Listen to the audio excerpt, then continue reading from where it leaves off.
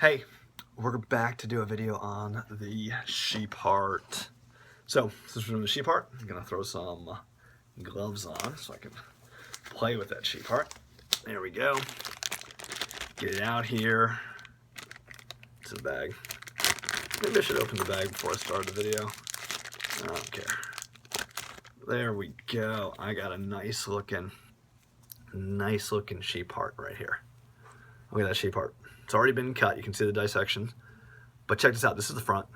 I mean, this is the front. Look at that diagonal line right there. That diagonal line is the anterior interventricular sulcus, which is going to mark the division between the right ventricle and the left ventricle. Nice anterior interventricular sulcus. I can see my auricles waving at me in the front. Pretty much everything that you see right now is ventricle. The atria are really flattened and deflated since they're thin-walled and since they're not very muscular. All right, let's keep going. In the very front, I find a blood vessel. Look how in front, look how front that is. Look how in front that is. That blood vessel in the very front is the pulmonary trunk. All right, so that's the pulmonary trunk right there. You can see how it points down into the right ventricle. Tapping the right ventricle here, holding the pulmonary trunk. If I look just behind the pulmonary trunk, check that out. So I'm holding the pulmonary trunk. I got the pulmonary trunk. You can see it right there. And you can see two other vessels. Big one, really big one. That's the aorta. He's got a big branch here too, which is the brachiocephalic artery. So I got my pulmonary trunk, which is in the very, very front, right behind my pulmonary trunk. I'm going to turn it this way now. Right behind my pulmonary trunk, I've got two other big ones here. You can see them. You can see the bigger one, this guy right here. Not the bigger one, the smaller one, this guy right here, the brachiocephalic. And the larger of the two right here is the brachiocephalic. I can't even talk. Rewind that for a second. I'll edit that. No, I won't. I'll leave it in. So right here I got two, all right? Big one that I'm squeezing is the aorta. Smaller branch of it is the brachiocephalic. Okay, if I turn it around, I got the back here. Got a more vertical posterior interventricular sulcus. I got the right atrium up here. I got the right auricle. I got the right atrium. Poking my finger into one hole, popping my finger out of another. So I'm going in the superior vena cava. I'm coming out the inferior vena cava. Over on the other side, I have a big hole for where my pulmonary veins were. And what's actually kind of cool is if we look inside and we kind of invert the auricle there, you can see the ridges of muscle. Those ridges of muscle are pectinate muscles.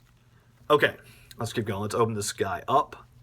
If we open up the right ventricle, you're going to see some good stuff. All right, there is the moderator band. We see the moderator band in the right ventricle. If we open up the pulmonary trunk, we are going to see a little flap at the base of the pulmonary trunk. That little flap at the base of the pulmonary trunk, get out of there, there we go.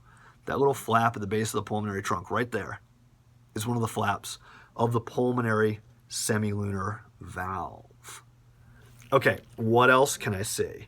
If we open up this right ventricle a little bit more, if I open up the right ventricle just a little bit more, bear with me as I send sheep bits flying. If I open up the right ventricle a little bit more, I can see some cool stuff. I can see one of my flaps of my tricuspid valve. I'm touching, it's kind of whitish right there. I can see a papillary muscle over here. I can see chordae tendineae, the little strings in there. I can also see ridges of muscle without chordae tendineae. The ridges of muscle are the trabeculae carnii. Okay, what else? Let's open the left ventricle. There we go. Left ventricle is open. It is so much thicker. Pumps the same amount of blood as the right, but just against a greater resistance, requires higher pressure, and therefore is bigger and more muscular. Okay, as I look in here, and I'm like trying to turn it away from the camera so I can look at it. Look, I find chordae tendineae again. Look at those strings. Those are chordae tendineae. Chordae tendineae are great because once I find chordae tendineae, I can go down and I can find a big papillary muscle right there. Or I can go up and I can find the valve flap. So at the top of the Corday 10A, I've got the valve flap. I know it's a bicuspid valve since I am on the left. And I got my other bicuspid valve flap hanging out over here.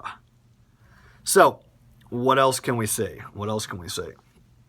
What else can I show you on the camera? I could show you the aortic semilunar valve if I could get in there. I don't think I can get the angle on it since the camera's sitting on my desk. But if we were to open up the aortic semilunar valve, we would see a similar situation to what we saw with the pulmonary semilunar valve. There's the pulmonary semilunar valve right there, that little flap. All right, I think that's everything. I'm not totally sure. I hope that's everything. Put that down. And take off my gloves. And I'll see you next time. All right, bye.